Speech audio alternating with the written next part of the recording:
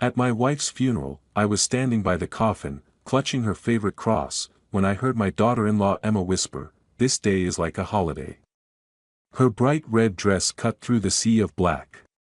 My son Oliver giggled, as if they were already sharing the inheritance. But when the lawyer invited us to read the will, Emma screamed and ran out of his office in tears. Before we continue, please subscribe to the channel and let us know where you are listening in the comments. The rain fell in heavy sheets, drumming against the black umbrellas that bobbed like mourners' heads around my wife's coffin. I stood at the edge of the grave, clutching Alice's favorite cross, its worn silver edges biting into my palm. The air smelled of wet earth and regret.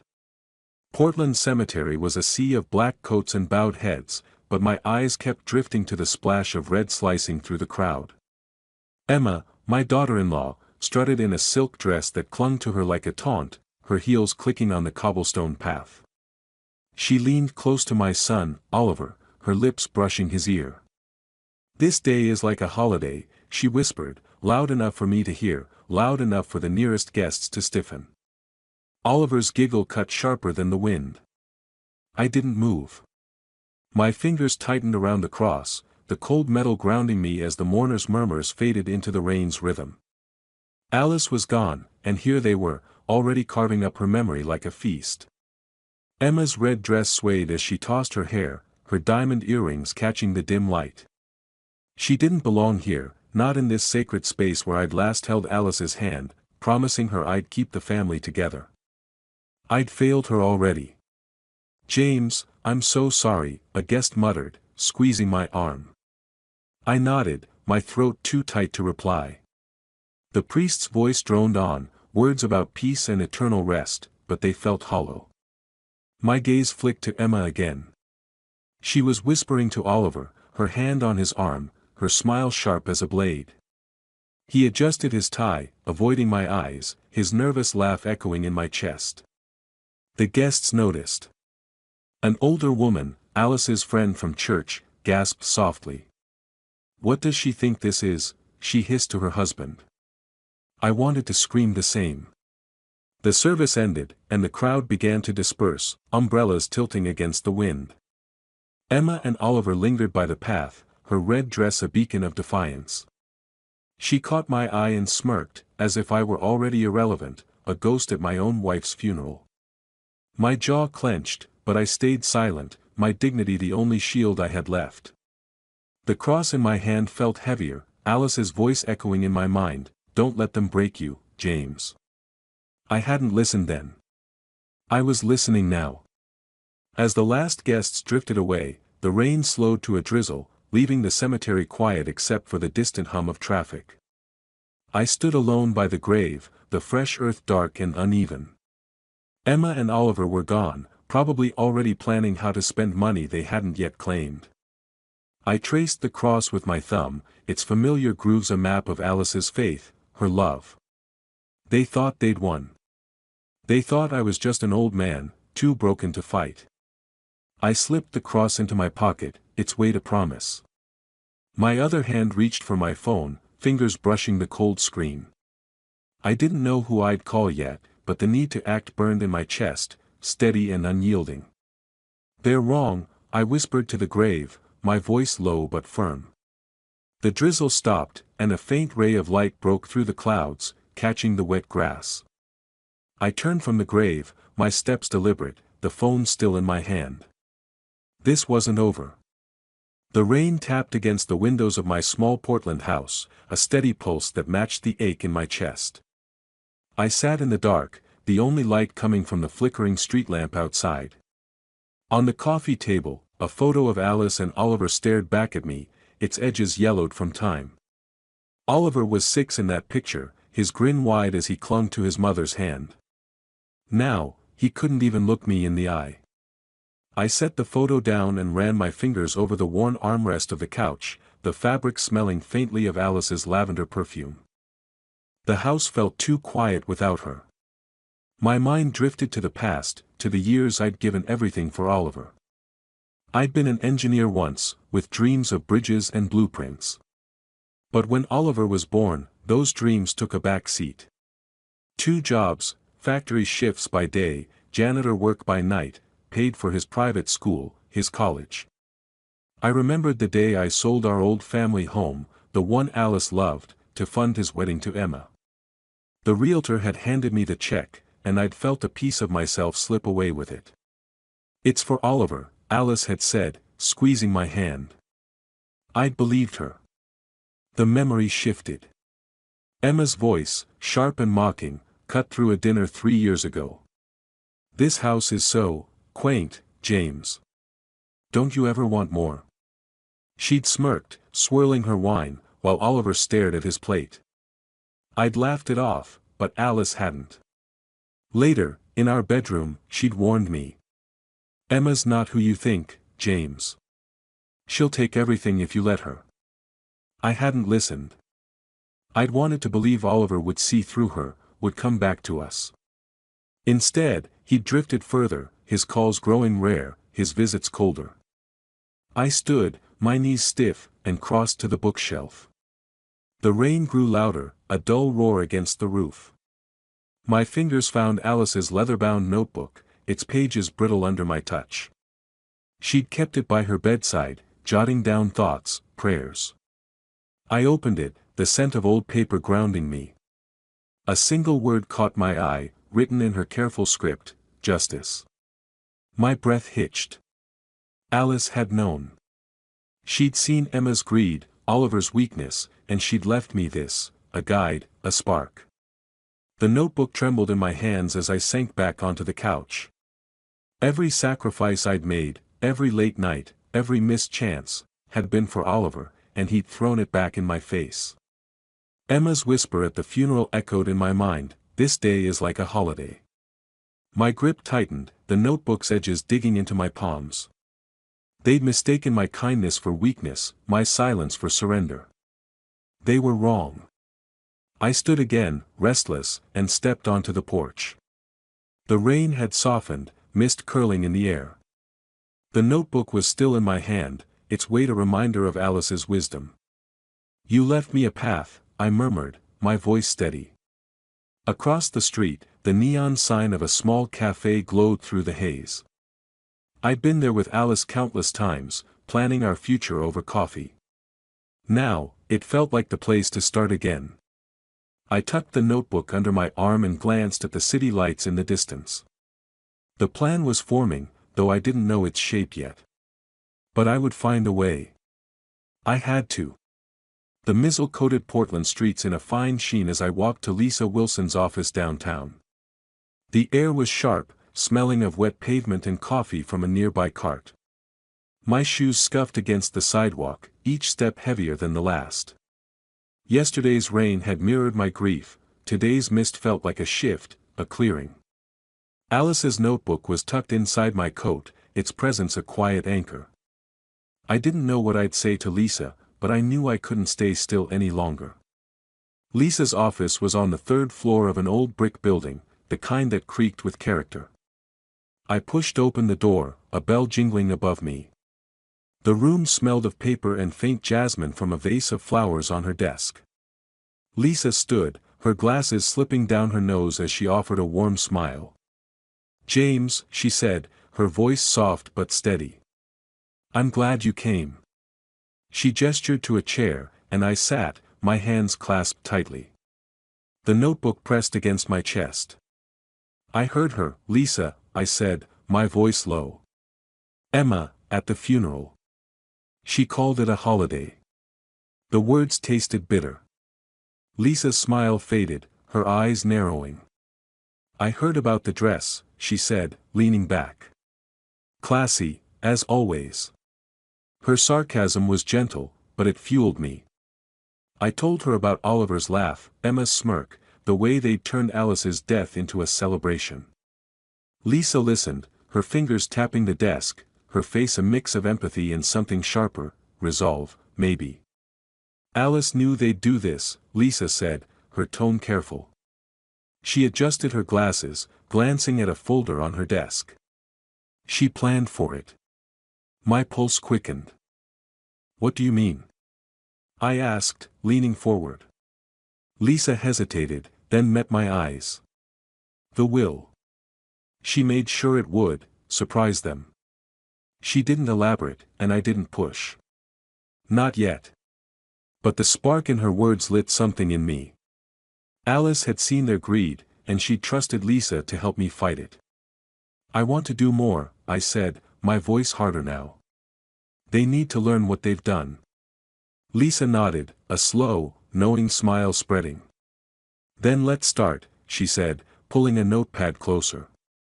We talked for an hour, about the will, about Emma and Oliver's habits, about what I could do.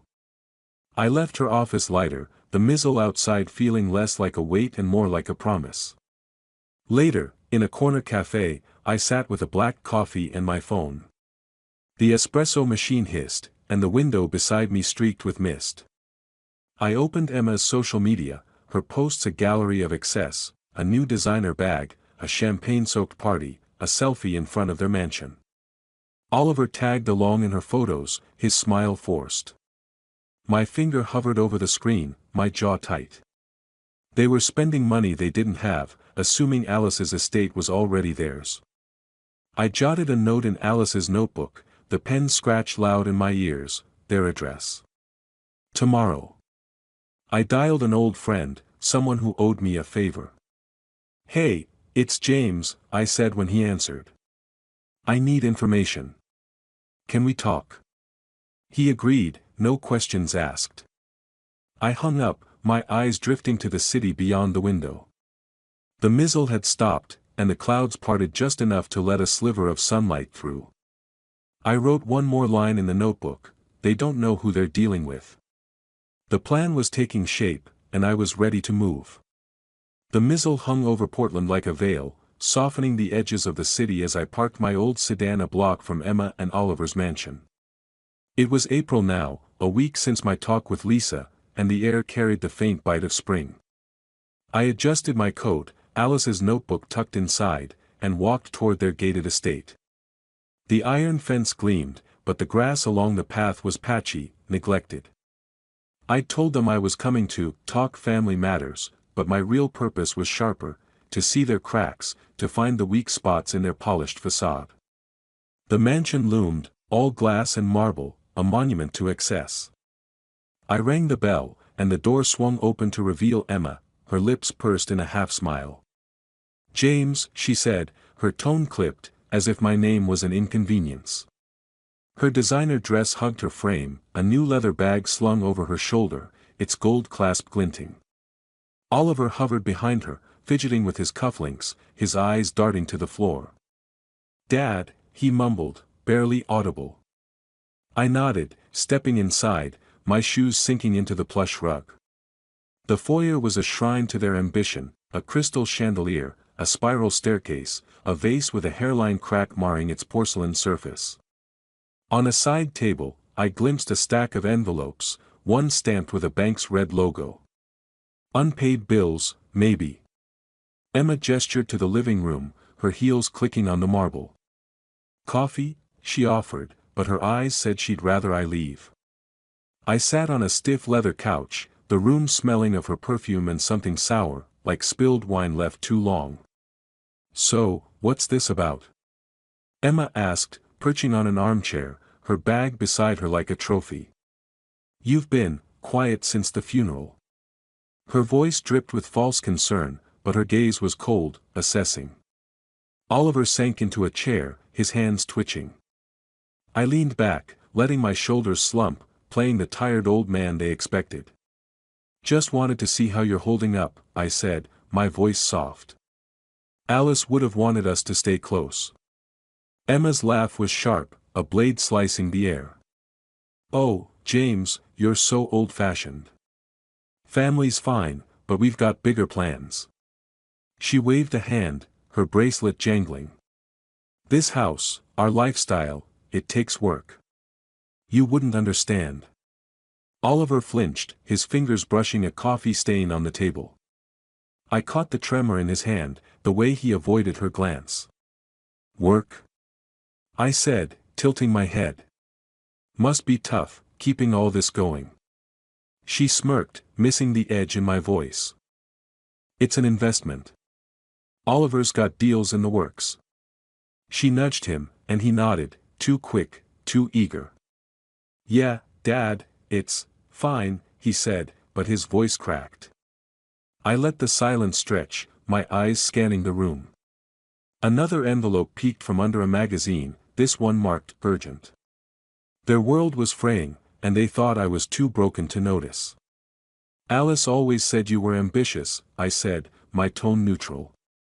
Emma's smile tightened. She was sweet, but she didn't get it. You too, with your little house, your simple life. She spat the word like a curse. We're building something real. Oliver shifted, his knuckles white. I nodded, as if agreeing, but my mind catalogued every detail, Emma's arrogance, Oliver's fear, the cracks in their empire. I stood, smoothing my coat. I won't keep you, I said. Just wanted to check in. Emma's relief was palpable, but her parting shot stung. Don't worry, James.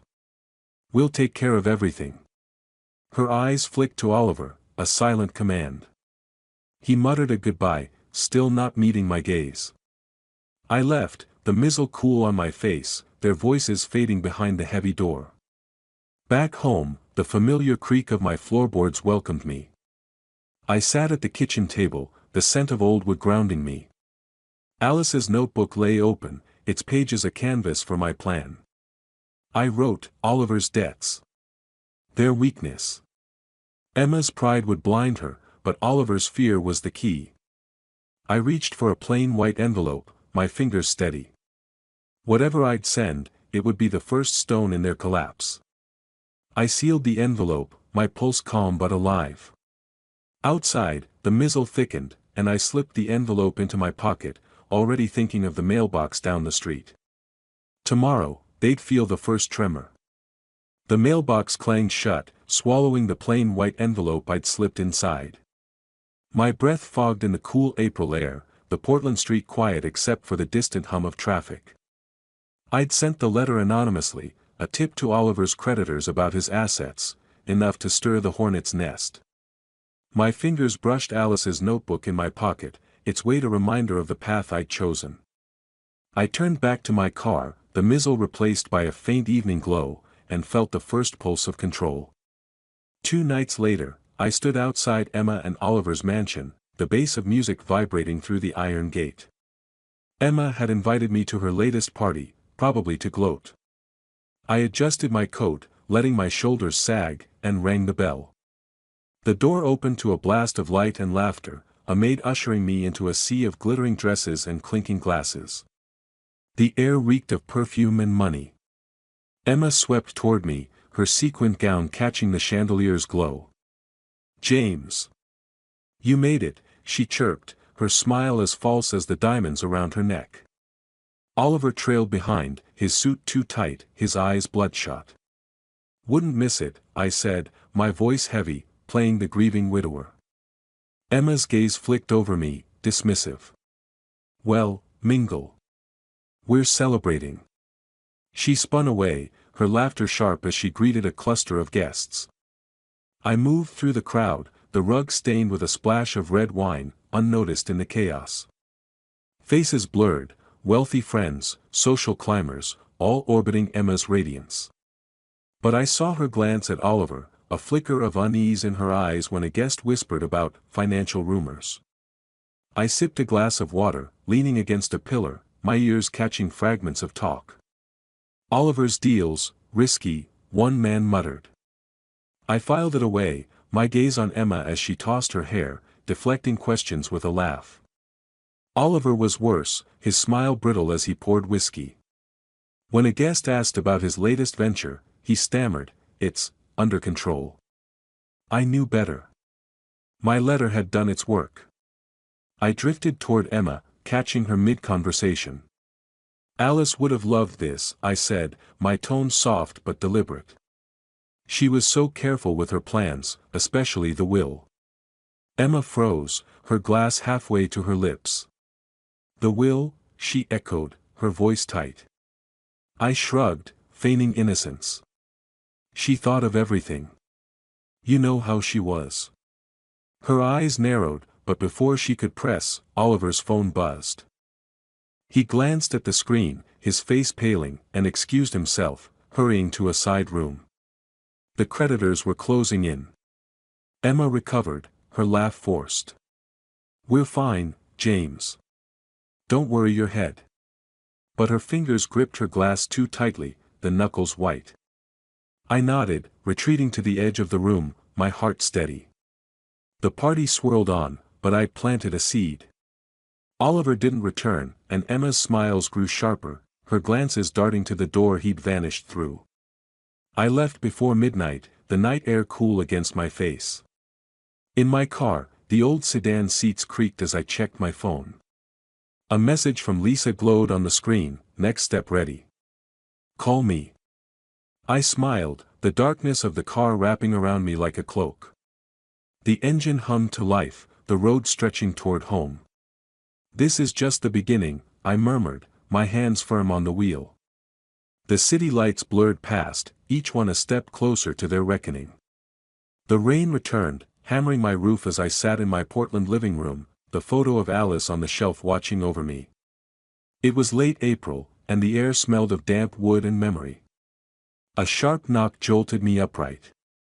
I slipped my hand into my pocket, clicking on the small dictaphone hidden there, its faint hum a secret between me and Alice's plan. I opened the door to find Emma and Oliver, their faces taut with anger and desperation. Emma's coat was soaked, her bracelet glinting under the porch light.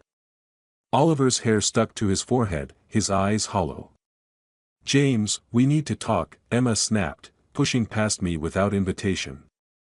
Oliver followed, muttering, "Dad, please." I closed the door, the floorboards creaking under my steps. "What's this about?" I asked, my voice calm, though my pulse raced.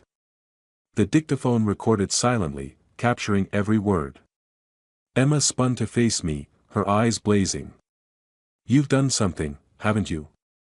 The creditors, they're circling like vultures." Her voice cracked, her hands slicing the air. "You're trying to ruin us." I raised an eyebrow, feigning confusion. "Ruin you? Emma, I'm just an old man grieving his wife." She scoffed, stepping closer. "Don't play dumb, James. You're a pathetic has-been, meddling where you don't belong." Oliver grabbed her arm, his voice low.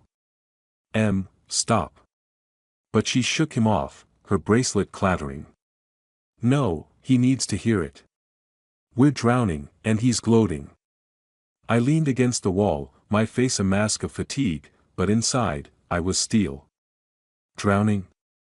I said softly. "Sounds like you spent too much you didn't have."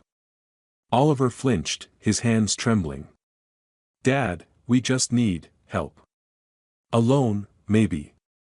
To fix things." I tilted my head, letting the silence stretch.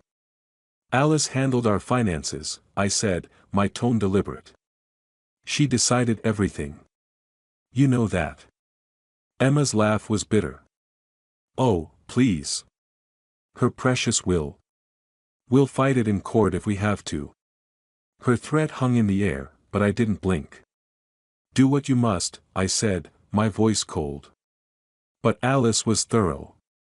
Oliver's shoulders sagged, his eyes darting to Emma, pleading for her to stop. She didn't. "You're nothing, James. A sad old man in a sad little house." Her words were venom, but I let them slide off me, the dictaphone drinking them in. "Maybe," I said, shrugging. "But I'm not the one begging." Emma's face twisted, and she stormed out, the door slamming behind her. Oliver lingered, his mouth opening, then closing. "I'm sorry," he whispered, and followed her into the rain. I exhaled, clicking off the dictaphone. The house was quiet again, the photo of Alice steady in its frame. I called Lisa, her voice crisp through the phone. "Got something good?" she asked. "Better than good," I said, glancing at the dictaphone. "Her threats, their leverage." Lisa chuckled. "Send it to me. We'll use it." I hung up, sitting at the kitchen table, the scent of coffee lingering from morning. I played the recording, Emma's voice shrill and unguarded. Each word was a brick in the wall I was building. I opened Alice's notebook, its pages soft under my fingers, and wrote, "Her anger will break her." The dictaphone went into a drawer, its click a promise. I pulled Lisa's business card from my wallet, tracing its edges. Outside, the rain slowed, and I knew the next move was close. They were unraveling, and I was just getting started. The mizzle draped Portland in a soft haze, blurring the edges of the cafe where I met Lisa. It was mid-April, and the air smelled of espresso and damp leaves.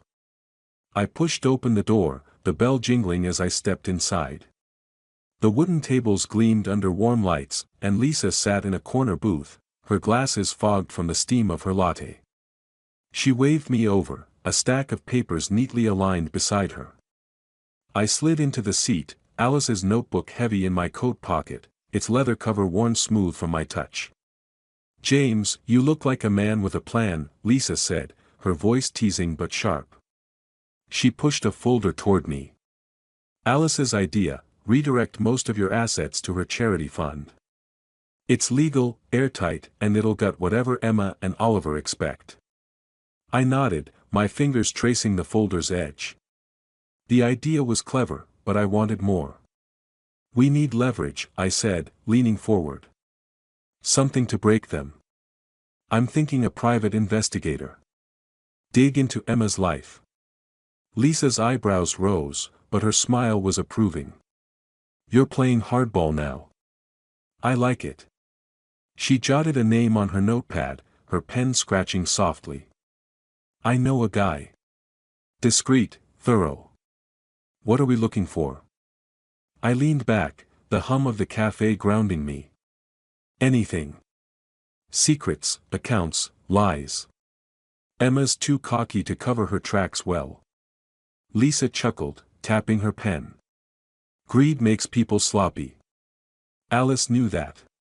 We spent an hour hashing out details, legal maneuvers, timelines, the fund setup. Lisa's sarcasm peppered the conversation, her disdain for Emma clear. "She's strutting around like she's won the lottery," she said, sipping her latte.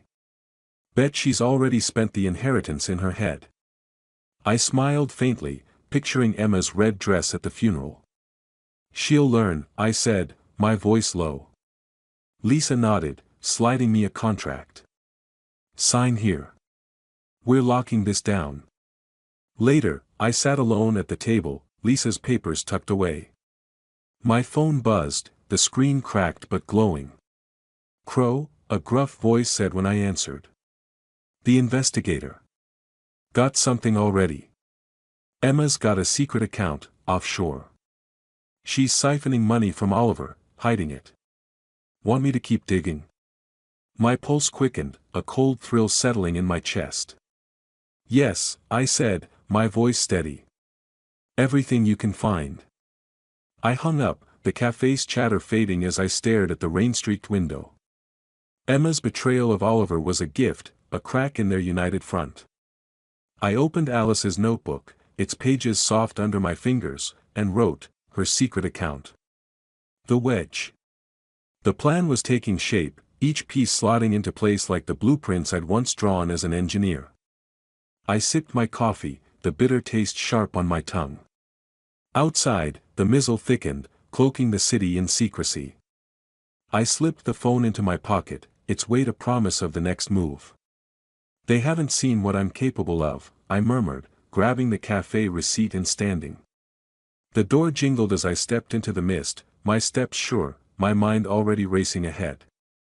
The evening sky was clear, a rare break in Portland's spring gloom, as I parked my sedan down the street from the upscale restaurant where Emma and Oliver were dining. It was late April, and the city hummed with life. I'd sent the package earlier that day, a plain envelope stuffed with bank statements from Emma's secret account, courtesy of the investigator. Addressed to Oliver, anonymous. Now, I leaned against a lamppost, the glow of the restaurant's glass walls spilling onto the sidewalk. Alice's notebook rested in my pocket, a silent partner in this unraveling. Inside, Emma held court at a long table, her green dress shimmering under the chandeliers. Oliver sat beside her, his tie loosened, his smile strained. Their friends laughed, glasses clinking, but I saw the tension in Emma's shoulders, the way Oliver's hand hovered over his phone. I waited, my breath steady, the air cool against my face. The restaurant's hum drifted out, cutlery, chatter, a faint jazz melody. Then it happened. Oliver glanced at his phone, his face draining of color. He stood, chair scraping, and slammed the device on the table. "You've been lying." His voice cut through the din, heads turning. Emma froze, her fork mid-air. "What are you talking about?" she snapped, but her eyes darted to the guests. Oliver thrust the phone at her, his hands shaking. "This account. You're stealing from me." The table fell silent, a woman gasping softly. Emma laughed, shrill and forced. "Don't be ridiculous, Oliver. You're embarrassing us." But her voice cracked, and the guests leaned away, whispering. Oliver didn't stop. "You think I'm weak? You think you can just—" He grabbed a glass, slamming it down, shards scattering. Emma stood, her face flushed. "You're pathetic," she hissed, loud enough for the room to hear. "You've ruined everything." The words echoed, her composure shattering like the glass. A waiter hovered, unsure, as a guest muttered, "This is a mess." Emma's eyes scanned the room, landing on the window where I stood, too far to be seen but close enough to feel her panic. She suspected me, I knew, but suspicion wasn't proof. I turned away, the scene burned into my mind. Their world was crumbling, and I'd lit the fuse. My phone buzzed as I reached my car, Emma's name flashing. I answered, her voice a venomous hiss. "You're behind this, aren't you? You'll pay, James." I let her rage, then said, "Good night, Emma," and hung up. The night was quiet now, the restaurant's glow fading behind me. I sat in the car, the leather seat cold, and opened Alice's notebook. My pen scratched, her mask is off. One more push. The engine purred to life, the city lights streaking past as I drove. Emma's scream, Oliver's betrayal, they were music to me, proof that justice was close. I gripped the notebook, its pages a map of my vengeance. "She did this to herself," I murmured, the road stretching into the dark. The next step was already forming, and I knew where it would lead. I turned toward home, the notebook warm against my chest, ready for what came next. The sun broke through May's clouds, casting long shadows across the park opposite Emma and Oliver's mansion. I sat on a bench, the grass damp under my shoes, watching as a tow truck hauled away Oliver's sleek black car. Another vehicle followed, loaded with furniture from their estate, creditors at work, spurred by my anonymous tips. The air smelled of fresh earth and justice. Alice's notebook lay in my lap, its open page marked with a single word, consequences. I traced it with my finger, feeling the weight of every choice that led here. Oliver emerged from the mansion, his suit rumpled, his face gaunt. He argued with a man in a clipboard, his gestures frantic, but the truck rolled away. I stayed still, the park's quiet hum, birds, distant traffic, masking my presence. Oliver's world was shrinking, and I'd made it happen. The sun warmed my face, a stark contrast to the chill in my chest. I'd loved him once, sacrificed everything. Now, I watched him break, and felt only resolve. That evening, my doorbell rang, the sound sharp in my small Portland house. I opened the door to Oliver, his eyes red, his hands shoved deep in his pockets.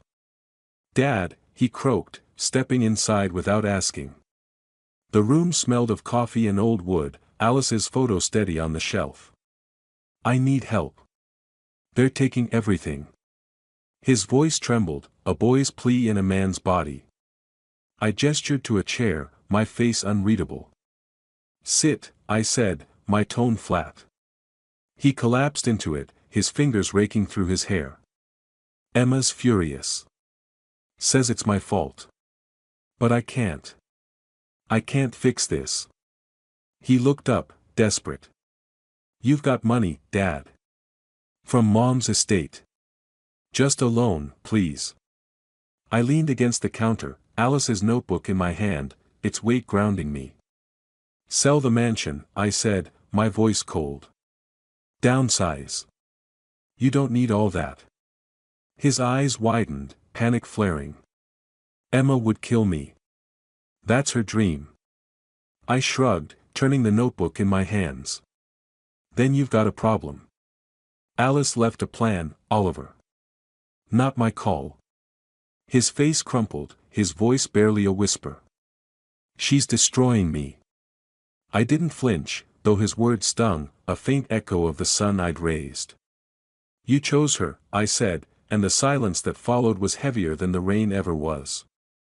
He left, his steps dragging, the door clicking shut. I called Lisa, her voice crisp through the phone. Papers ready? I asked. All set, she said. Just say when. I nodded, though she couldn't see. Soon. Hanging up, I stepped onto the porch, the sunset painting the sky in gold and crimson. A letter from Lisa's office waited in my mailbox, its crisp envelope unmarked but heavy with promise. I held it, the paper cool against my palm, and thought of Alice's cross, her notebook, her justice. They can't escape now, I murmured, tearing the envelope's edge. The sun dipped lower, its light catching the letter's first line, but I didn't read it yet. I stepped back inside, the letter in one hand, the notebook in the other, and felt the final pieces falling into place. The phone on the table gleamed, waiting for my next call. The lawyer's office in downtown Portland was a cold box of mahogany and paper, the kind of place that swallowed sound. It was mid-May 2025, and the sun struggled through thick clouds, casting faint shadows on the carpet. I sat across from Emma and Oliver, my hands folded, Alice's silver cross cool in my pocket. Lisa Wilson, crisp in her blazer, stood at the head of the table, a thick folder open before her. Emma tapped her manicured nails, her emerald necklace glinting with every impatient shift. Oliver slumped, his tie askew, his eyes fixed on the table like a man awaiting sentence. Lisa cleared her throat, her glasses catching the lamplight. We're here to read Alice Crow's will, she began, her voice steady. Emma leaned forward, a smirk playing on her lips, as if the room was already hers. I watched her, my face calm, but inside, my pulse thrummed with anticipation. Alice had planned this, and I'd helped sharpen the blade. Lisa's words came slow, deliberate. The bulk of Alice's estate, her savings, properties, and investments, will fund the Alice Crow Children's Charity. Emma's nails stopped tapping. What? She snapped, her voice slicing the air. Lisa didn't flinch. The charity will support pediatric care in Oregon. It's fully endowed. Emma's face drained of color, her necklace suddenly garish against her pallor. Oliver's head jerked up, his mouth half open. That's everything, he stammered. Lisa nodded, turning a page. To Emma Crow, Alice leaves her antique pocket watch. To Oliver Crow, a collection of first-edition books. Emma stood, her chair scraping. This is a joke. She can't do this. Her voice cracked, raw and desperate. Lisa's eyes flicked to her, cool as stone. It's legal, Mrs. Crow. Alice was meticulous. Emma's hands shook, her necklace swinging as she pointed at me. You did this, didn't you? You twisted her. I met her gaze, my voice low. Alice saw you clearly, Emma. Both of you. Oliver's hands lay limp on his knees, his face a mask of shock. Emma's scream echoed as she stormed out, her heels pounding the floor, the door slamming behind her. The room fell silent, the air heavy with her absence. Oliver looked at me, his eyes wet. Dad, I'm sorry, he whispered. We didn't mean, I cut him off, my tone ice. You meant every word at her funeral. Alice spoke for me today. He flinched, his shoulders caving. Lisa closed the folder, her nod subtle but warm. "We're done here," she said. I stood, the cross in my pocket a steady weight.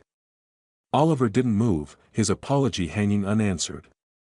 I walked out, the hallway dim, the city's hum faint through the windows. On the street, the clouds parted, a sliver of sunlight warming my face. I pulled Lisa's letter from my coat, its crisp envelope detailing the charity's first steps. Justice tasted clean, like the air after rain. Alice would be proud, I murmured, slipping the letter into my briefcase.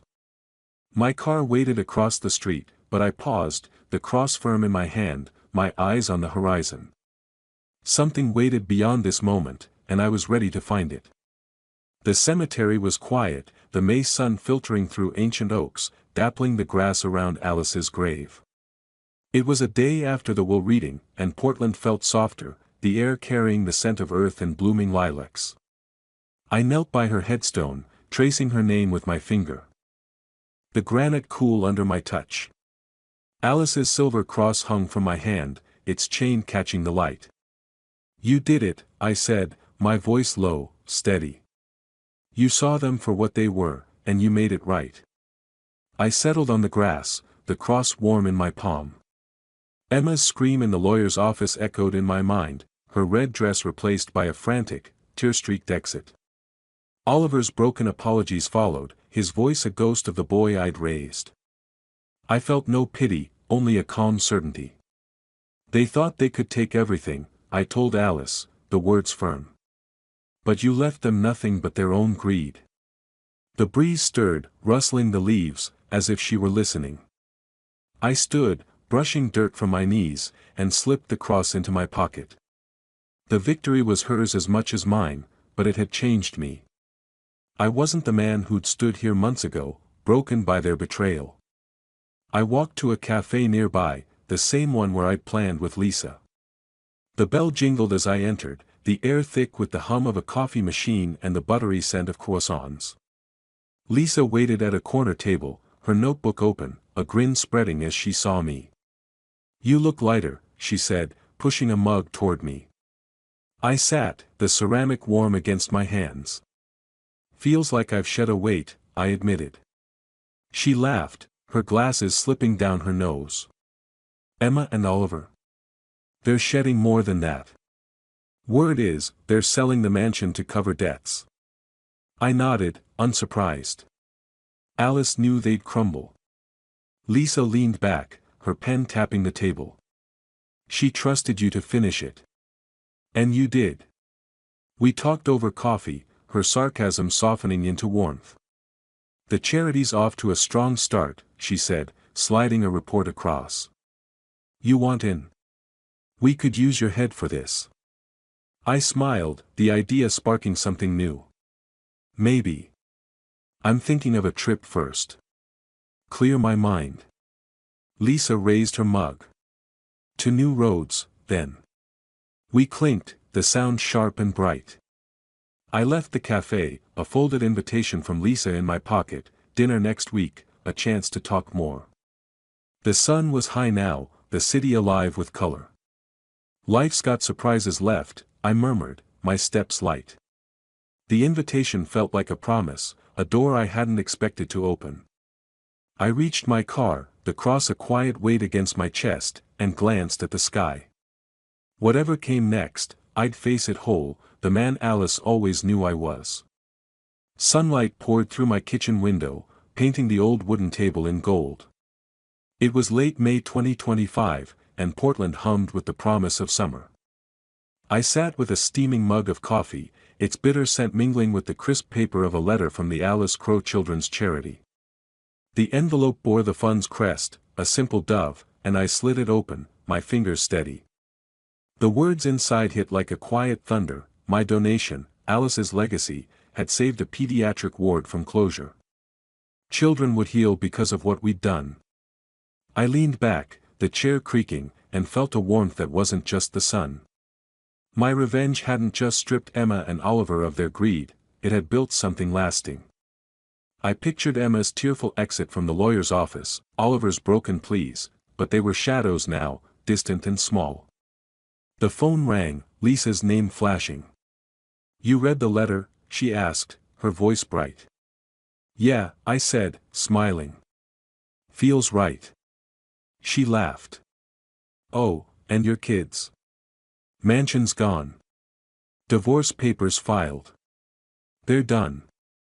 I nodded, unsurprised, but the news stirred no joy, only a calm finality.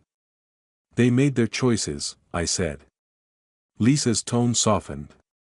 "You made better ones. Park later. We've got fun ideas to toss around." I agreed, hanging up, the coffee mug warm in my hands. The letter lay open, a testament to Alice's vision, and I traced the dove with my thumb, her wisdom still guiding me. Later, I met Lisa in a nearby park, the air alive with children's laughter and the rustle of leaves. We sat on a weathered bench, the paint chipped but sturdy. Lisa's notebook was full of sketches, new projects, clinics, scholarships. "This could be big," she said, her eyes sparking. "You in?" I grinned, the weight of the past months lifting. "Count me in." We laughed, the sound easy. Her hand brushing mine as she pointed to a drawing. Friendship had grown where I hadn't expected it, a gift Alice had left behind. The sun dipped low, casting long shadows across the grass. I stood, Alice's notebook in my hand, its leather soft from months of planning. Emma and Oliver were gone, their world collapsed, but mine was opening. I thought of a trip, maybe the coast, maybe farther, somewhere to breathe, to dream again. I opened the notebook, my pen hovering, and wrote a single line. The words felt like a vow, but I kept them to myself, a secret for the road ahead. "The world's still waiting," I murmured, tucking the notebook away. The horizon glowed, endless and bright. I walked to my car, the notebook a quiet weight, my steps sure. Whatever lay beyond this moment, new places, new plans, I was ready, free in a way I hadn't been in years. The engine hummed, and I drove toward home, the sun at my back, the future unwritten. If you liked this story, please like this video, subscribe to the channel, and share your impressions of this story in the comments. To listen to the next story, click on the box on the left. Thank you for watching.